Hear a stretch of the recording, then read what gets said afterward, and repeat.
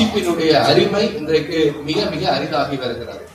ஒரு நூலை எடுத்து வாசிப்பது என்பது ஒரு தனிப்பட்ட அது ஒரு பண்பாடு. நூல் வாசித்தல் என்பதுமே ஒரு பண்பாடு, அது ஒரு செயல்முறை.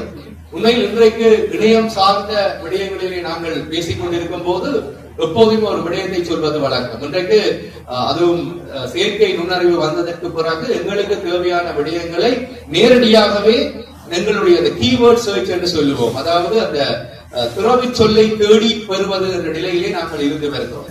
ஒரு விடயத்தை நாங்கள் எங்களுடைய அந்த சர்ச் என்ஜின் என்று சொல்லப்படுகின்ற தேடு பொறிக்குள்ளாலே நாங்கள் இடும்போது அது எங்களை அங்கேயே கொண்டே விடும். அதற்கு முதலும் தெரியாது, இறுதியும் தெரியாது. ஆனால் ஒரு நூலை வாசிக்கும் போதுதான் அந்த நூலினுடைய அட்டையில் இருந்து அதனுடைய பக்கங்களில் இருந்து நாங்கள் போகும்போது ஐயா சொல்லி இருந்தார், அது முகவுரையாக இருக்கலாம், வாழ்த்துறையாக இருக்கலாம், அவை எல்லாமே எதை செய்கின்றன என்றால் ஒரு நூலை வாசிப்பதற்கு எங்களை தயார்படுத்துகின்றன.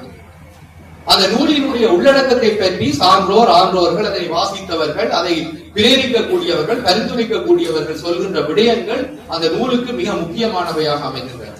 அந்த அறிமுகத்தினரோடு நாங்கள் நூலுக்குள் செல்லும் போது அந்த நூலை வாசிப்பதற்கான பொறிமுறை எங்களுக்கு கிடைக்கப்படுகிறது. நூலினுடைய ஒவ்வொரு பக்கங்களினூடாக நகர்ந்து நூலினுடைய இறுதி பகுதிக்கு செல்லும் போது எங்களுக்கு அந்த முழுமையான அறிவு கிடைக்கப்படுகிறது. ஆனால் இணையத்தினூடாக நாங்கள் தேடு பொறியினூடாக எங்களுடைய அறிவை நாங்கள் தேடி செல்லும் போது அது கிடைப்பதில்லை.